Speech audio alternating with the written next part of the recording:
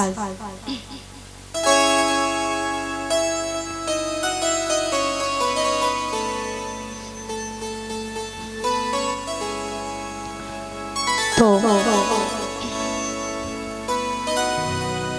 देवर भाभी के बीच में जो मर्यादा होती है वो मर्यादा जरूर रखनी चाहिए, यही कथा का उपदेश है।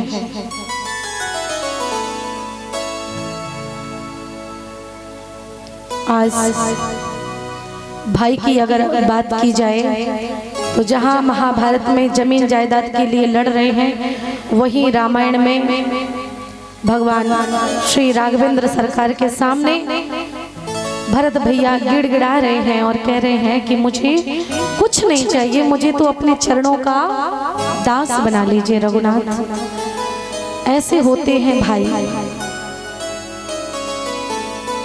लक्ष्मण भरत के जैसे, शत्रुघ्न के जैसे भाई शायद ही कभी हुए थे और पता नहीं अब कब होंगे, क्योंकि इनका त्याग हर कोई नहीं कर सकता है। और जिस घर में लोग भरत के जैसा, लक्ष्मण के जैसा त्याग भाई के प्रति करते हैं, उस घर में भैया रामायण जैसा राग होता है।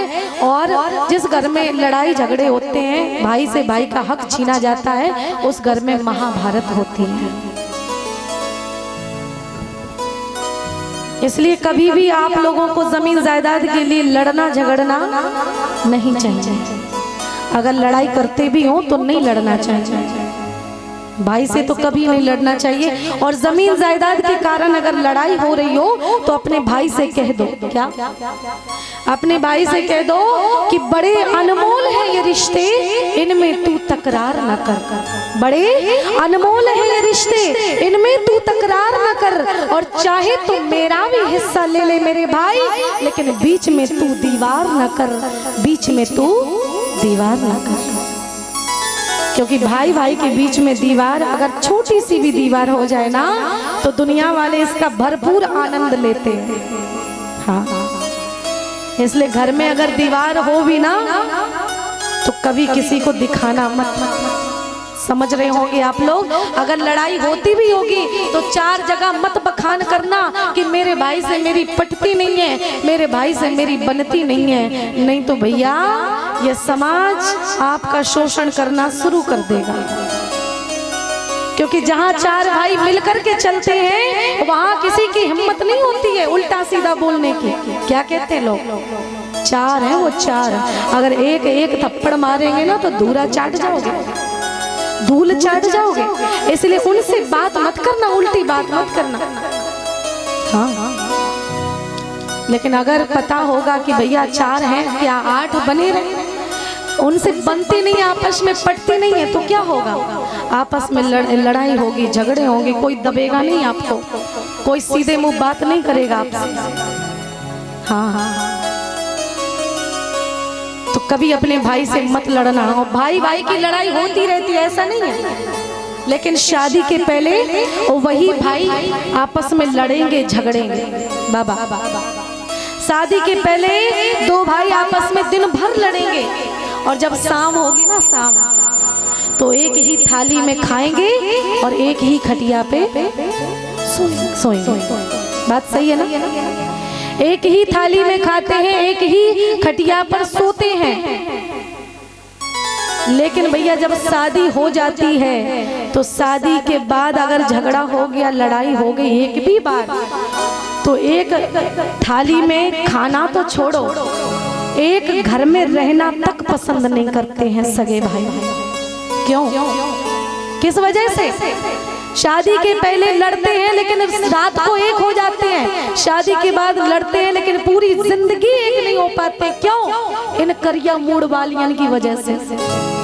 हाँ भैया, बुरा लगेगा आपको, लेकिन बात सत्यता है। आखिर क्या कारण है फिर कि शादी के पहले भाई भाई लड़ते हैं लेकिन एक हो जाते हैं, शादी के बाद इतनी सी भी लड़ाई हो जाए तो जीवन भर एक नहीं हो पाते हैं? क्यों? कहीं न कहीं इन माताओं की गलती है। ध्यान से सुनना मेरी मैया, अगर परिवार बिखर रहा है, परिवार टूट रहा है, तो वो कहीं ना कहीं आपकी गलती के कारण। कई माताएं आती हैं शादी हो करके, पहले की माताएं अपनी बेटियों को शिक्षा देती थी, बेटा यहाँ से तुम्हारी डोली उठ रही, तुम्हारी ससुराल से अर्थी उठनी चाहिए। और आजकल की माताएं कहती हैं बेटा अगर तुम्हारे ससुराल वाले 2 कहें तुम 10 सुनइयो, हम उनको ठट्टर बनवा देंगे। हाँ ठट्टरी के बड़े है ना। आजकल की माताएं ये शिक्षा देती हैं, लेकिन नहीं, अपनी बेटी को हमेशा ये शिक्षा दो कि बेटा आज से मैं तुम्हारी माँ नहीं हूँ, आज से तुम्हारी सास ही तुम्हारी माँ है, आज से तुम्हारे पिता तुम्हारे पिता नहीं है, आज से तुम्हारे ससुर तुम्हारे पिता है। जो माँ ऐसी शिक्षा देगी उस बेटी का परिवार खूब फलेगा फूलेगा, ये निश्चित है। आज भैया अगर घर वाले लोग आपसे रूठ रहे हो, लड़ाई झगड़े के कारण बिखर रहे हो, और आपका पति जब आपसे कहता है कि सास रूठ गई है, मेरी माँ रूठ गई है, जाके मना लो, तो ये माताएं क्या कहती हैं? जब इनका पति इनसे कहे कि मेरी माँ रूठ गई है, उन्हें मना लो, तो ये माताएं कहती हैं हमें क्या करना, हमें क्या करना मना के, रूठ गई है सो रूठ ही रही, जेठानी रूठ गई है, हमें क्या करना मना के। हाँ ऐसा कहती है माताएं, लेकिन ऐसा नहीं कहना चाहिए। शास्त्र संत कहते हैं कि रूठे स्वजन मनाइए, अरे जो रूठे 100 बार, सब जना फिर पोइए जैसे मुक्ता। अगर घर वाले लोग रूठ गए हैं, टूट गए हैं, तो उन लोगों को उसी तरह से एकजुट बना करके रखना आपका काम है। जिस प्रकार से आपका मंगल सूत्र टूट जाता है तो उसकी गुड़िया उठा करके, मोती उठा करके उस धागे के अंदर कैसे आप डालती हो, इसी प्रकार से आपको घर वाले लोगों को एक बना करके रखना आपकी जिम्मेदारी है, आपकी जवाबदारी है, आपकी रिस्पॉन्सिबिलिटी है। लेकिन आजकल की माताएं इस बात पे ध्यान नहीं देती हैं। अगर रूठ गए हैं तो और बात बढ़ाएंगे और रूठ जाएं, सालों तक ना बोलें, और मोहल्ला पड़ोसियों को बुलाएंगे, लेकिन सगे रिश्तेदारों को, सगे घर वालों को, परिवार वालों को ही नहीं बुलाते हैं। आजकल के लोग ऐसे लोग हैं भैया, तो ध्यान रखना। और आप लोगों से कहना है कभी भी इन स्त्रियों के कारण अपने भाई को मत छोड़ना, कभी भी इन माताओं की लड़ाई में अपने भाई को मत छोड़ना। हाँ क्योंकि तिरिया में भारी गुण है, पर है कच्चे कान की, अरे बन में भेजा दे जाने राम लखन जान की। अगर तिरिया अगर विवेकवान होती तो राम जी को कभी वन में ना भेजती, ऐसा संत कहते हैं।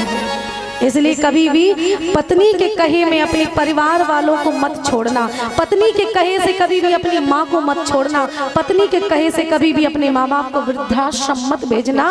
नहीं तो क्या आप जानते ही हैं समाज में क्या हालत होती है। फिर जो आप करोगे अवश्यमेव भोक्तव्यम कृतम कर्म शुभाशुभम, अच्छा करोगे तो अच्छा मिलेगा, बुरा करोगे तो आगे चल के आपके साथ में भी वही होगा।